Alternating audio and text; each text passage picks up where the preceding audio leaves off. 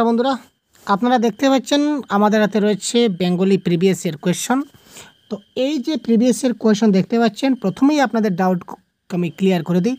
এই previous year question হচ্ছে paper 2। আপনারা অনেক দিন থেকে ডিমান্ড করেছেন স্যার পেপার 2 এর ক্লাস চাই। এটা হচ্ছে পেপার 2, ঠিক আছে। তো লাইভ কোয়েশ্চন এই দেখুন, প্রশ্নপত্র 2 পেপার 2। আর আজকে যে আমরা ডিসকাস করব যে কোয়েশ্চনগুলো হবে ল্যাঙ্গুয়েজ 1 এর কোয়েশ্চন। যাদের পেপার 2 এর ল্যাঙ্গুয়েজ 1 রয়েছে, ঠিক আছে, তারা এই ক্লাসটা দেখবেন। আর যাদের নেই তারা দেখবেন না। কেন দেখবেন না? কারণ কি? সবাই দেখবেন ভাই। কারণ কি? দেখুন, কারণ পেপার 1, পেপার 2, ল্যাঙ্গুয়েজ 1, ল্যাঙ্গুয়েজ 2 সেরকম কোনো কথা নয়। সিলেবাস একদম সেম। পেপার 2 এর প্রশ্নগুলোও কিন্তু পেপার 1-এ আসে, পেপার 1-এরগুলো পেপার 2-তে আসে, ল্যাঙ্গুয়েজ 1-এর প্রশ্নগুলোও কিন্তু ল্যাঙ্গুয়েজ 2-তে আসে। কোনো ডিফারেন্স নেই। সুতরাং সবাই মিলে যদি আপনার বাংলা থেকে থাকে তাহলে আপনারা দেখতে থাকুন। এবং এই যে প্রিভিয়াস ইয়ার কোয়েশ্চনটা আপনারা দেখতে পাচ্ছেন, এটাও আপনাদের আমি অগ্রিম জানিয়ে রাখি, এটা হচ্ছে 2024 সালের যে সিটেট পরীক্ষা হয়েছিল। আমরা সবাই জানি 21 জানুয়ারি আমাদের সিটেট পরীক্ষা হয়েছিল 2024-এ। এই 21 জানুয়ারি 2024-এ হয়ে যাওয়া এই সিটেট পরীক্ষার প্রশ্নপত্র। তো আজকে আমি আপনাদেরকে দেখিয়ে দেব এই পরীক্ষায় কী কী প্রশ্ন এসেছিল এবং তার কারেক্ট আনসারগুলো কী হতে পারে, কী করে আমরা বের করব। ঠিক আছে, প্রথম প্রশ্ন দেখুন। পর্বদিনে গঙ্গা স্নান করিতেন আর ভোরবেলায় বিছানায় বসে কি জানি কি নাম বা মন্ত্র জপ করিতেন। বাক্যটির সাধু ভাষার সঠিক রূপ কোনটি? সাধু ভাষা বলেছে, তার মানে এটা বাংলা ব্যাকরণের প্রশ্ন, তাই না? সাধু ভাষা বলেছে, তার মানে এই প্রশ্নটা কিসের প্রশ্ন? এই প্রশ্নটা হচ্ছে কোন অ্যাঙ্গুলের প্রশ্ন? বাংলা ব্যাকরণের প্রশ্ন। তো যেহেতু এই প্রশ্নটা বাংলা ব্যাকরণের প্রশ্ন, তো ব্যাকরণের প্রশ্নটা কিন্তু আপনি প্যাসেজে কোনো দিনও পাবেন না, ঠিক আছে। ব্যাকরণের প্রশ্নটা আপনি কখনো পাবেন না। তাহলে কি হবে? কখনো হবে না। আচ্ছা দেখুন, এখানে দেখুন কি বলেছে, এখানে করতেন, তো করতেনটা চেঞ্জ হয়ে আমার কি হবে? করিতেন হবে। করতেনটা চেঞ্জ হয়ে সাধু ভাষায় যদি করি তাহলে করতেনটা চেঞ্জ হবে। করতেনটা চেঞ্জ হয়ে আমার কি হতে হবে? করিতেন হবে। এখানে করতেন, এই করতেনটা চেঞ্জ হয়ে করিতেন হতে হবে। এখানে দেখুন বসে, বসেটা আমার চেঞ্জ হবে। বসেটা চেঞ্জ হয়ে আমার কি হবে? বসিয়া হবে। এবার আমি একটু মিলাই। এই 1 নম্বর অপশনে দেখুন বসে রয়েছে, তার মানে এটা হচ্ছে না। 1 নম্বর অপশনটা কাটা। আচ্ছা, তারপর এখানে দেখুন করতেন আছে, এই বেঁকে করতেন আছে, তার মানে যেহেতু করতেন আছে তার মানে আমার সেটা হচ্ছে না, ঠিক আছে। এই বাক্য দেখি, এই বাক্যে আবার দেখুন করতেন আছে, এই বাক্যে করতেন আছে মানে এটা হচ্ছে না। তার মানে অপশন নাম্বার 1, 3, 4 আমার কাটা গেল, ঠিক আছে। তার মানে option number 2 is the right answer. পূর্বদিনে গঙ্গা স্নান করিতেন, এই দেখুন করিতেন পেয়েছি, করিতেন। ভোরবেলায় বিছানায় বসিয়া, বসিয়া রয়েছে, কি জানি মন্ত্রজপ করিতেন, দেখুন করিতেনও পেয়েছি, বসিয়া পেয়েছি। এই করিতেন এবং বসিয়ার কারণেই আমার কিন্তু সমস্যা। সুতরাং অপশন নাম্বার 2 ইজ দ্য এই ক্ষেত্রে রাইট অ্যান্সার। নেক্সট, নিম্নে প্রদত্ত কোন বিশেষণটি অমিয় মাধবের চরিত্র বর্ণনায় প্রযোজ্য নয়? কি বলেছে? চরিত্র বর্ণনায় প্রযোজ্য নয়। এবার আমরা অপশনে দেখব ধর্মভীরু, তারপর দেখুন একরুক্ষা, উদার মনোভাবাপন্ন, না ব্যবসায়িক দূরদৃষ্টি সম্পন্ন। তো এবার দেখুন কোয়েশ্চন নাম্বার 93 কারেক্ট আনসার কী হতে পারে। এই দেখুন, অমিয় মাধব চিরদিনই একরুক্ষা তেজি মানুষ। একরুক্ষা তার স্বভাবে পড়ছে। ধর্মবীরু বলতে যা বোঝায় তেমন মিনিমিনে স্বভাবের নয়, অর্থাৎ তিনি এই দেখুন ধর্মবীরু বলতে যা বোঝায় তিনি তেমন নন, অর্থাৎ তিনি ধর্মবীরু না। তিনি কী ধরনের না? ধর্মবীরু না। আমাদের অপশনেই বলেছে যে তিনি কোন ধরনের নয়, কোন ধরনের পাওয়া যায়নি তাকে, ঠিক আছে, পাওয়া যায়নি। তো ধর্মবীরুতে তাকে পাওয়া যায়নি, তাই না? সুতরাং option number 1 is the right answer. দেখুন কী করে আমি আনসারগুলো বের করছি। তো এইভাবে যদি আপনারা আনসারগুলো বের করুন তাহলে অবশ্যই আপনাদের পরীক্ষায় ভালো একটা নাম্বার পেতে পারবেন। তারপর দেখুন কোন বিবৃতিটি সঠিক। পৈতৃক, এই প্রথমে অপশনগুলো পড়ব। পৈতৃক অর্থ দিয়ে ব্যবসা করে অমিয় মাধব মুনাফা করতে পারেননি। অমিয় মাধব মৃত্যুর দিন পর্যন্ত ব্যবসা চালিয়ে যেতে লাগলেন। পেশা নির্বাচনে ছেলেদের উপর কখনো নিজের মতামত চাপিয়ে দেননি। তিনি ব্যবসায় শ্রীবৃদ্ধির আশায় এলাহাবাদে বসবাস শুরু করলেন। এবার আমরা একটু প্যাসেজে যাই, বক্তব্যটা আমরা একটু দেখি।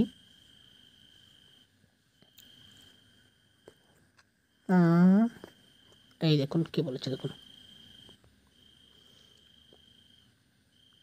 কোথায় রয়েছে লাইনটা, একটু খুঁজতে হবে ভাই, খুঁজতে হবে, একটু খুঁজতে হবে, একটু তো সময় লাগবে তাই না। এই দেখুন, তার মধ্যে তার ছেলেরা মানুষ হয়ে গিয়েছিল, যার যা ইচ্ছে সেই পথেই যেতে দিয়েছিলেন অমিয় মাধব। অর্থাৎ কি, অমিয় মাধব ছেলেদেরকে মানে কোনো পার্টিকুলার স্টেজ দেননি যে তোমাকে ওই জিনিসটা করতেই হবে। বড় ছেলে ডেপুটি ম্যাজিস্ট্রেট তার নিজের ইচ্ছায়, মেজো ছেলে উকিল তার নিজের ইচ্ছায়, সেজো ছেলে ব্যবসাদার তার ইচ্ছায়, ছোটো সদ্য সরকারি চাকরিতে ঢুকছে, অর্থাৎ সব নিজেদের ইচ্ছা মতো ঢুকছে। তিনি যে যার ইচ্ছা, যার যেটা ইচ্ছা তিনি সেদিকে তাকে যেতে দিয়েছিলেন ছেলেদেরকে, তিনি নিজে থেকে কোনো চাপ তাদের ক্ষেত্রে দেননি। সুতরাং এই ক্ষেত্রে কারেক্ট আনসার হবে কোনটি, দেখুন তো, এই দেখুন, পেশা নির্বাচনে ছেলেদের উপর কখনো নিজের মতামত চাপিয়ে দেননি। তিনি নিজের মতামত চাপিয়ে দেননি, তারা নিজের ইচ্ছায় উকিল হয়েছে, নিজের ইচ্ছায় কেউ মাস্টার হয়েছে, যার যার ইচ্ছায় হয়েছে, তাই না। এবার দেখুন কোয়েশ্চন নাম্বার 94, পরিমিত এর বিশিষ্ট রূপ কোনটি? কী হবে কারেক্ট আনসার বলুন তো ভাই, আপনারা বলুন তো। পরিমিত এর বিশিষ্ট রূপ কোনটি হবে? পরিমার্জিত, পরিমেয়, পরিমিতি না পরিমাপ? কী হতে পারে কারেক্ট আনসার বলুন তো কমেন্ট বক্সে। কোয়েশ্চন নম্বর 94 কারেক্ট আনসার কী হতে পারে? তো 94-এর কারেক্ট আনসার হবে পরিমিতি। পরিমিতি, পরিমিতর বিশিষ্ট রূপ হবে কি? পরিমিতি। ঠিক আছে, নেক্সট, যার যা ইচ্ছা তাকে সেই পথে যেতে দিয়েছিলেন অমিয় মাধব। এই বাক্যটা কোন শ্রেণীর বাক্য? আমি আমার সরল জটিল যৌগিক বাক্যের যে গঠন, এগুলা নিয়ে আমি অনেক কনসেপ্টের ক্লাস দিয়েছি, অনেক সহজভাবে আমি কিন্তু অনেক বুঝিয়ে দেওয়ার চেষ্টা করেছি। অর্থাৎ যে কোনো জন যদি আপনারা ক্লাসটা দেখে থাকেন তাহলে অবশ্যই আপনারা এই প্রশ্নের কারেক্ট আনসার করতে পারবেন। দেখুন, জটিল, সরল, মিশ্র না যৌগিক? যদি কোনো বাক্যে যখন তখন, যা তা, যেহেতু সেহেতু এই ধরনের শব্দগুলো থাকে তখন সেটা জটিল বাক্য হয়। যেমন এখানে দেখুন, যার যা ইচ্ছা তাকে সেই পথেই যেতে দিয়েছে, এটা যা তা রয়েছে, যা তা, ঠিক আছে, যার যা ইচ্ছা তাকে সে, যা তা রয়েছে। সুতরাং এই বাক্যটা কী ধরনের বাক্য? জটিল বাক্যের উদাহরণ। ঠিক আছে, আচ্ছা, কোয়েশ্চন নাম্বার 96-এর প্রশ্নটা গুরুত্বপূর্ণ। এই ধরনের প্রশ্ন কিন্তু আমরা একটা পরীক্ষার হলে দেখতে পাই, প্রত্যেকটা কোয়েশ্চন সেটে কিন্তু এই ধরনের প্রশ্ন থাকে। নিম্নে প্রদত্ত বিবৃতিগুলি ঘটনাক্রম অনুযায়ী সাজালে সঠিক ক্রমটি হবে। এখানে 4টা লাইন রয়েছে, আমাদের বলতে হবে এই 4টা লাইনের মধ্যে কোন লাইনটা প্যাসেজের প্রথমে আছে, কোন লাইনটা তারপর রয়েছে, কোন লাইনটা মানে প্যাসেজের সিকোয়েন্স অনুযায়ী এই লাইনগুলো বসাতে হবে। এখানে অ্যাকর্ডিং টু অপশন এইগুলো আমাদের বসবে। ঠিক আছে, তো প্রথমে আমরা এখানে একটা জিনিস দেখব। এখানে দেখুন লাস্টের যেটা আমরা প্রথমে লাস্টেরটা মিলাবো। লাস্টে দেখুন এখানে ঘ ঘ, লাস্টে ঘ ঘ দুটা রয়েছে, এখানে লাস্টে ক ক দুটা রয়েছে। তো আপাতত লাস্টেরগুলো আমরা কেটে নিই, কারণ কি লাস্টের দুটা আমাদের মিলাতে হবে, একটা পেলে কিন্তু হবে না। প্রথমটা একটু দেখি তো, প্রথমটা দেখুন খ ক গ ঘ, ইয়েস, প্রথমেরটা কিন্তু আমাদের ডিফারেন্স রয়েছে। যদি যেটা ডিফারেন্স থাকবে ওইটা মিলাবেন, তাড়াতাড়ি হবে, সবটা মিলাতে লাগবে না। যদি শেষেরটা এই ধরনের ডিফারেন্স থাকতো তাহলে আমি শেষেরটা মিলাতাম। এবার কিন্তু আমার প্রথমটা ডিফারেন্স রয়েছে, তাই আমি প্রথমেরটাই মিলাবো। তো প্রথমেরটা মিলাবো, কী করে মিলাবো এবার দেখুন, এই 4টা লাইন খুব ভালো মতো পড়ুন। অমিয় মাধব এলাহাবাদে বসে সমস্ত ব্যবসা গুটিয়ে নিলেন, লাইনগুলো মনে রাখুন। অমিয় মাধব এলাহাবাদে বসে সমস্ত ব্যবসা গুটিয়ে নিলেন। অমিয় মাধব মধ্যপ্রদেশের বিভিন্ন শহরে তার ব্যবসা চালাতে লাগলেন। অমিয় মাধব রুড়কিতে ইঞ্জিনিয়ারিং পড়তেন।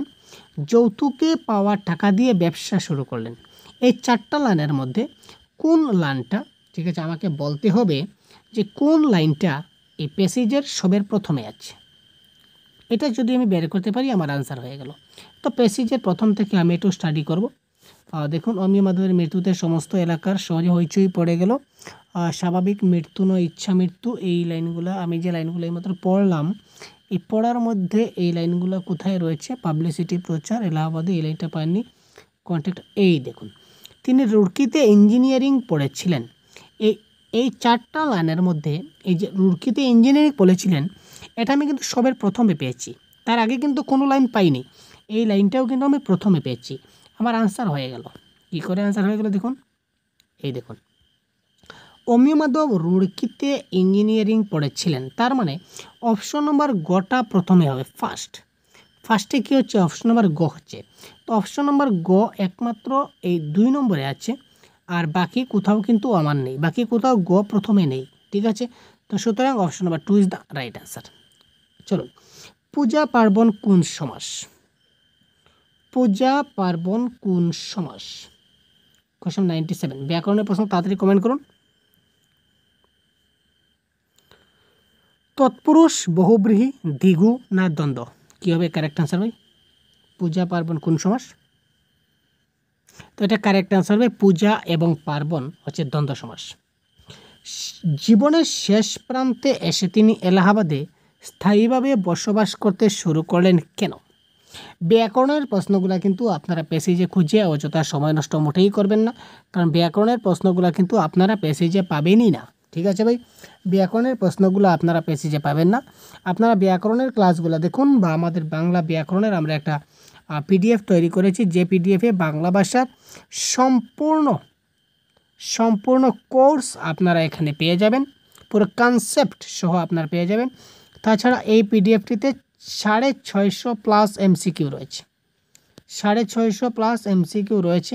তাছাড়া সঙ্গে রয়েছে আপনাদের বাংলা, স্পেশালি বাংলা ব্যাকরণের পিওয়াইকিউ, যে সকল পিওয়াইকিউ ইয়ার ওয়াইজ দেওয়া আছে, কোন ইয়ারে কোনটা এসেছে একদম ইয়ার ওয়াইজ দেখতে পাবেন। যেমন 2013-তে কোনটা এসেছিল, 14-তে কোনটা এসেছিল, 15-তে কোনটা এসেছিল, 2019-এ কী ব্যাকরণ এসেছে, 2023-এ কী ব্যাকরণ এসেছে, এই ধরনের পুরো ডিটেলস আপনার দেওয়া আছে। ভিডিও ডেসক্রিপশনে লিঙ্ক পাবেন, মাত্র 50 টাকা লাগবে সেটা ডাউনলোড করতে। 50 টাকা দিয়ে এখনই ডাউনলোড করে নিন, বাংলা ব্যাকরণে 100% আপনার কমন পড়বে। ঠিক আছে ভাই, যদি চান তাহলে আপনি দেখে নিন। তাছাড়া আমাদের অনেক ফ্রি ক্লাস রয়েছে বাংলা ব্যাকরণের ইউটিউব চ্যানেলে, আপনারা দেখতে পারেন। চলুন, জীবনের শেষ প্রান্তে এসে তিনি এলাহাবাদে স্থায়ীভাবে বসবাস করতে শুরু করলেন। কথাটা হচ্ছে কেন শুরু করলেন? তিনি প্রতিদিন গঙ্গা স্নান করতেন বলে, তিনি অত্যন্ত ধর্মভীরু ছিলেন বলে, গঙ্গা তীরবর্তী শহরে জীবনের শেষ দিনগুলি কাটানোর জন্য, ধার্মিক স্ত্রী ও পুত্রবধূর কথা অমান্য করতে না পেরে। তো এখানে কারেক্ট আনসার কী হবে? কোয়েশ্চেন নম্বর 98, আমরা একটু দেখি। তার জীবনের শেষ প্রান্ত, তো জীবনের শেষ প্রান্ত মানে প্যাসেজেরও শেষ প্রান্তের দিকে মোটামুটি হবে, তাই না ভাই?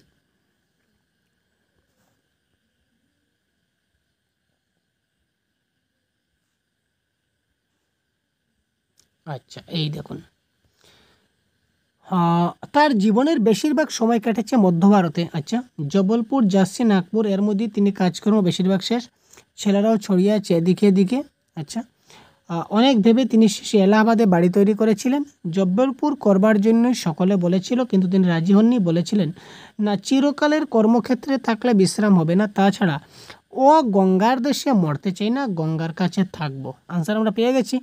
তিনি বললেন যে আমি অগঙ্গার দেশে মরতে চাই না, আমি গঙ্গার কাছে থাকবো। শেষ জীবনে তিনি এলাহাবাদে বাড়ি তৈরি করলেন কেন? তিনি গঙ্গার পাশে থাকতে চাইছেন। সুতরাং এখানে গঙ্গার পাশে থাকতে চাইছেন, that is option number 3, Ganga তীরবর্তী শহরে জীবনের শেষ দিনগুলি কাটানোর জন্য, তাই না? দেখুন, প্রশ্নগুলো এইভাবে আমাদের আসবে। দেখুন, প্যাসেজের শেষ প্রশ্ন, তারপর আমরা কবিতায় যাব। অমিয় মাধবের ব্যবসা শুরু করার পেছনে প্রধান কারণ কী ছিল? অমিয় মাধব ব্যবসা শুরু করেছিলেন, এই ব্যবসা শুরু করার পিছনে তার মূল কারণ কী ছিল? পিতার মৃত্যুতে তিনি কপর্দক শূন্য হয়ে পড়েছিলেন। নববধূর প্ররোচনায় তিনি পড়াশোনা ছেড়ে দেওয়া স্থির করলেন। পিতার রেখে যাওয়া টাকা থেকে তিনি ইঞ্জিনিয়ারিং কলেজের বেতনের জন্য যথেষ্ট ছিল না। ইঞ্জিনিয়ারিং করে স্বল্প বেতনে সরকারি চাকরি পাওয়া যাবে, কম বেতনের চাকরি পাবেন, তাতে তিনি সন্তুষ্ট ছিলেন না। তো আমরা দেখি এই অপশনের মধ্যে আমরা প্যাসেজ একটু আমাদের দেখতে হবে। তিনি ব্যবসা জয়েন করেছিলেন কিসের জন্য? তো এখানে দেখেছিলাম তিনি ইঞ্জিনিয়ারিং পড়েছিলেন, তো তারপর তিনি বিবাহ করেছেন, তারপর কিছু হবে। পড়াশোনা বেশি দূর এগোয়নি। আচ্ছা, সংসারে বোঝা তার ঘাড়ে চাপলো। আচ্ছা, এই দেখুন, সেকালে রুড়কি থেকে পাশ করলে সরকারি চাকরির অভাব হতো না, কিন্তু এতদিন অপেক্ষা করে এত কম আয়ের কথাটা ভালো লাগেনি অমিয় মাধবের। তাই তিনি পৈতৃক অর্থ সংসারে রেখে যৌতুকের টাকায় ব্যবসায় নেমে পড়েন। অর্থাৎ কি, তিনি এই বেতন কম, এই এত কষ্ট করে এত ইঞ্জিনিয়ারিং পড়েছিলেন, আর এই কম টাকায় কম বেতনে তিনি চাকরি করবেন, তার জন্য তিনি চাকরি করেননি। এই কথাটা তার ভালো লাগেনি। আবার ক্লিয়ার করে দিই, দেখুন এতদিন অপেক্ষা করে এত কম আয়ের কথাটা তার ভালো লাগেনি অভয় মাধবের। আর সেকালে রুড়কি থেকে পাশ করলে সরকারি চাকরির অভাব হতো না, তিনি পেয়ে যেতেন। কিন্তু এতদিন অপেক্ষা করে এত কম আয়ের কথাটা তার ভালো লাগেনি, অর্থাৎ তার বেতন কম ছিল, তাই তিনি চাকরি করতে রাজি ছিলেন না। সুতরাং কারেক্ট আনসার কোনটা হবে? দেখুন অপশন নাম্বার 4, ইঞ্জিনিয়ারিং করে স্বল্প বেতনের সরকারি চাকরি তার ভালো লাগেনি। ঠিক আছে ভাই। তারপর দেখুন একটা কবিতা ছিল আমাদের, বাতাস তুই আমার পুণ্যের গাছ ছুঁয়ে আসিস। এই কবিতাটা 100 কোয়েশন। কন্যা রান্না করার খুদ খাওয়ার ব্যাকুলতা, কন্যার স্পর্শ পাওয়ার ব্যাকুলতা, কন্যাকে লাল পেড়ে শাড়ি কিনে দেওয়ার ব্যাকুলতা, নিঃসঙ্গ জীবনের দ্বিতীয় পত্নী আনার ব্যাকুলতা। তো বাতাস তুই আমার পুণ্যের গাছ ছুঁয়ে আসিস, এই লাইনটা কোথায় যাচ্ছে আমরা একটু দেখি। এই দেখুন, বাতাস তুই আমার পুণ্যের গাছ ছুঁয়ে আসিস। তো তার আগে কবিতাটা দেখতে হবে। কবিতাটা কীভাবে দেখুন, টাকার অভাবে বেটিটুর বিহা দিতে পারিনি, উত্তরপ্রদেশের ছোড়া 500 টাকায় কিনে নিয়ে গেল, আজও কোনো খবর পাইনি জানটা যে কি করে, ঘর দূর ফাঁকা ফাঁকা মা লক্ষ্মী আছে কেমন করে, পূজায় একটা কাপড় দিতে পারিনি বলে কত দুঃখ, লাল পেড়ে চেয়েছিল কটা টাকার জন্য ধরে, ছেড়ে দিতে হলো আমার বিদেশি ভিউয়ারে, বাতাস তুই আমার পুণ্যের গাছ শুয়ে আসিস। অর্থাৎ তার মেয়ের প্রতি যে ব্যাকুলতা, মেয়েকে না পাওয়ার যে ব্যাকুলতা, সেটা এখানে প্রকাশ পেয়েছে। সুতরাং কন্যাকে স্পর্শ পাওয়ার ব্যাকুলতা, এটা হবে রাইট আনসার। বাবা কি রানবো চাল বাড়ন্ত, এখানে যে বাড়ন্ত শব্দের অর্থটা কি? 101। মামরা মেয়ে গোবর ছুরি নামিয়ে রেখে হেসলে, আসতিস বাবা কি রাঁধবো চাল বাড়ন্ত, খুদটু যা রাঁধছিস একবারে অমৃত, বুড়া বয়সে ভগবান আমায় এত দুঃখ দিলি। ঠিক আছে, অর্থাৎ বাবা কি রাঁধবো চাল বাড়ন্ত মানে কি, চাল আর নেই, খুদুদ রান্না শেষ হয়ে গেছে, চাল কিন্তু আর নেই, এবার সে কি রাঁধবে। তো এখানে বাড়ন্ত শব্দের অর্থ কি দাঁড়ালো দেখুন তো, এটা দাঁড়ালো কি নিঃশেষিত। কারেক্ট আনসার সেটা কি দাঁড়ালো? এটা দাঁড়ালো নিঃশেষিত। পিতার অসহায়তার যে করুণ চিত্রটি ফুটে উঠেছে, তার কারণ কি? পিতার অসহায়তার যে করুণ চিত্র এখানে ফুটেছে, তার কারণ কি? 102। এটা কারেক্ট আনসার। পত্নীর অসুখে উপযুক্ত চিকিৎসার ব্যবস্থা করতে না পারা, এটা আমরা পাইনি। পত্নী বিয়োগের পর দ্বিতীয় বিবাহ করার পশ্চাতাপ, সেটা পাইনি। দীর্ঘদিন মেয়ের হাতে রান্না খেতে না পাওয়ার দুঃখ, সেটা পাইনি। এটা দেখুন, অর্থ অভাবের দরুন বিয়ে দিতে না পারে মেয়েকে দূরদেশে বিক্রি করার যন্ত্রণা, তিনি মেয়েকে দূরদেশে বিক্রি করে দিয়েছিলেন পয়সার অভাবে। এই দেখুন, টাকার অভাবে বেটিটার বিহা দিতে পারেনি, উত্তরপ্রদেশে সুরা 500 টাকায় কিনে নিয়ে গেল।